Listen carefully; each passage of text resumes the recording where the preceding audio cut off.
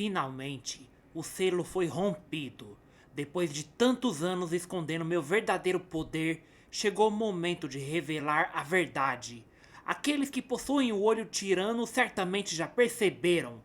Hoje falaremos sobre a lendária Rika Takanashi.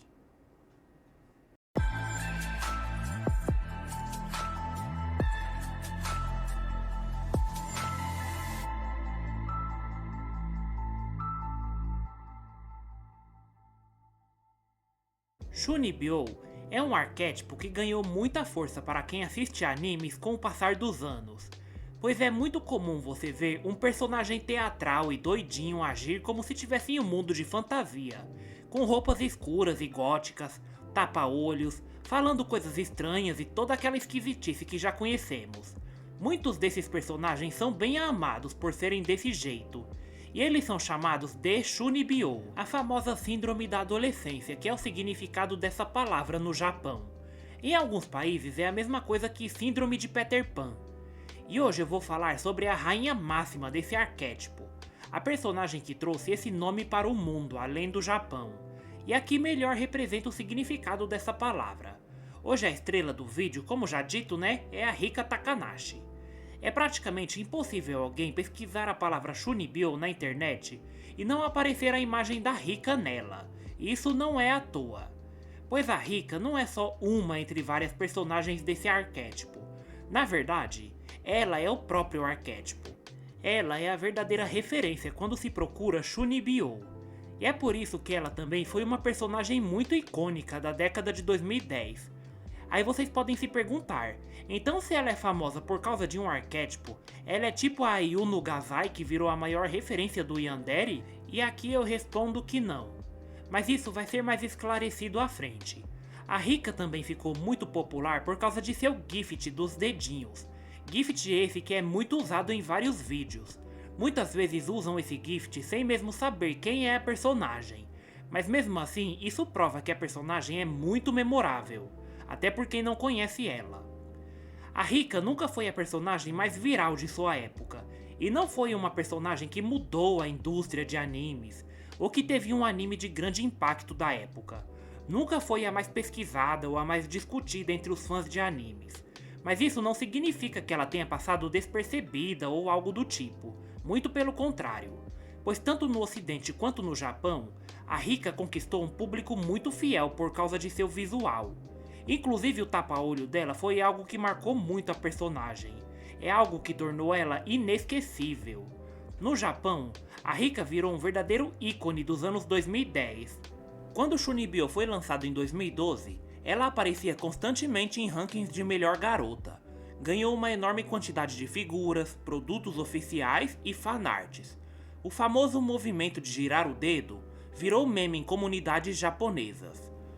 E o mais importante que garantiu a alta popularidade da Rika foi seu jeito excêntrico e fantasioso, como fazer poses épicas, lutas imaginárias bem fluídas. Sua interação com Yuta também foi um ponto muito forte do anime, e os dois juntos se tornaram um dos casais mais queridos nos animes daquela época.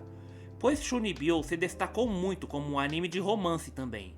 Foi muito elogiado por seu romance, animação, desenvolvimento e principalmente pela novidade que ele trouxe, pois diversos fatores tornaram a Rika uma personagem muito popular.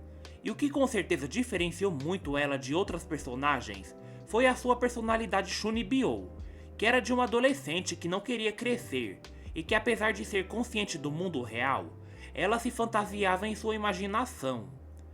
Antes dela, tinha alguns personagens em animes que representavam essas características Shunibyo, mas nenhum deles se destacavam por isso, e às vezes nem eram tão populares assim. Então vale dizer que assim como a Yuno não criou o Yandere, a Konata não criou o Otaku, a Rika também não criou o Shunibyo. Porém sim, foi ela a personagem que expandiu ele para fora do Japão, e tornou ele algo popular e até mencionado, e usado para definir outros personagens. Pois muita gente chama Haruhi de Shunibyo, a Megumin de Shunibyo. Quem viu o vídeo da Megumin deve saber o porquê. Porém, por mais popular e icônica que a Megumin seja, nem mesmo ela é a maior referência de Shunibyo. Mas dá pra entender quem chama ela assim, afinal, ela é uma das personagens mais populares dos animes, né? Mas a verdade é que a Megumin tem características Shunibyo, já estando dentro de um mundo de fantasia, enquanto a Rika faz isso em um mundo real, e é assim que o Shunibyo age. E como eu disse, não foi a Rika que criou o Shunibyo, pois antes da Rika o conceito de Shunibyo já existia no Japão. Era uma expressão criada nos anos 1990 para descrever adolescentes que agiam de forma exagerada, como se tivessem poderes especiais ou fossem personagens misteriosos.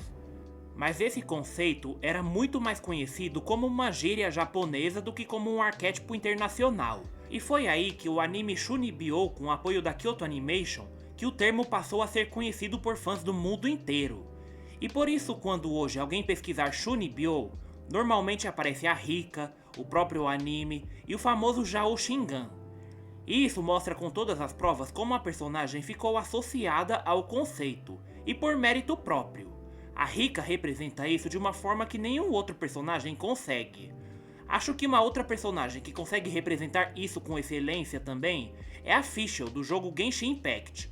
Porém a Fischl é muito mais estereotipada do que a Rika, que é uma personagem Shunibyo mais profunda e com camadas. Mas a Yohane do anime Love Live Sunshine também consegue fazer isso bem, mas ainda não tanto como a Rika. Uma coisa interessante a deixar claro aqui também é que a Rika nem sempre foi vista como esse grande ícone que ela se tornou, pois entre todas as personagens que eu já fiz vídeo, especialmente as que vêm de novels, a Rika foi a personagem que mais passou por mudanças que inclusive fizeram muito bem pra ela.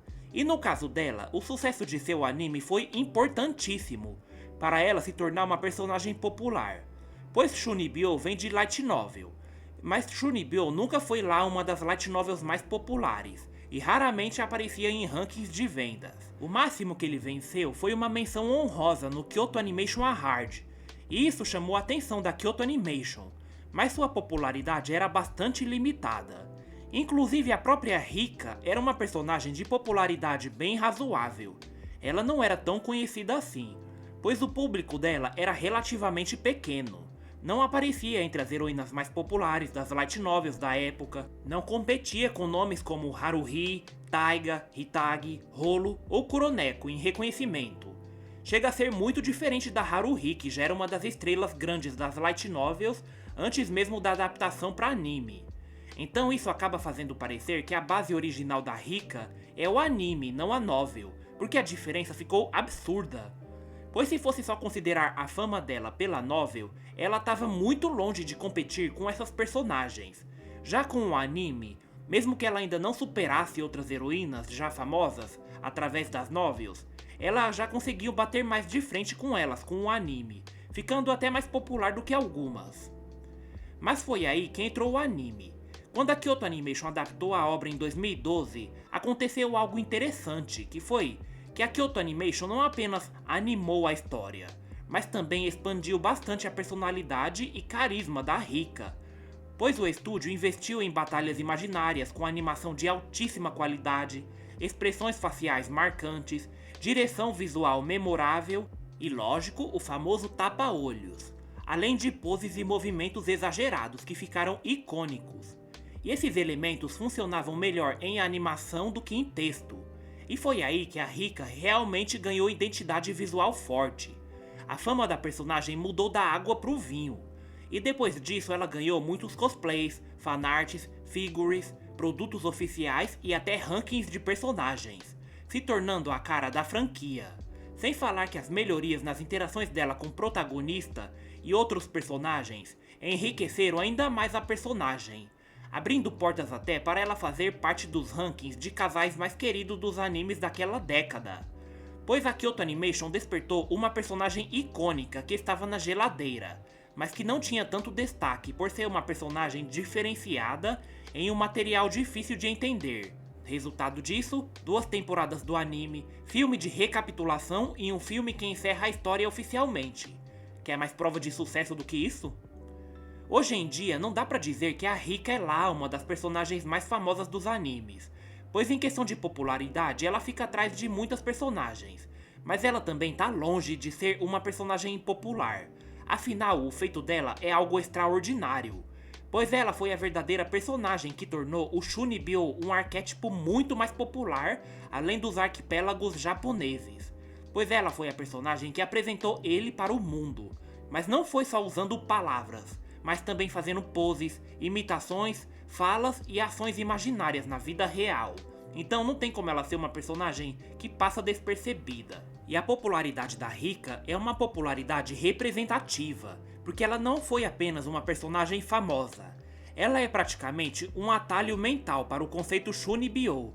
Foi ela que deu visibilidade para esse arquétipo. Se você gosta de personagens assim, conhece algum outro personagem que seja desse jeito, mas não conhece a verdadeira rainha desse arquétipo, eu sugiro que você veja esse anime e conheça essa personagem maravilhosa, pois ela mistura carisma, excentricidade, mas também tem muita profundidade e motivo para ser essa maluquinha que ela é.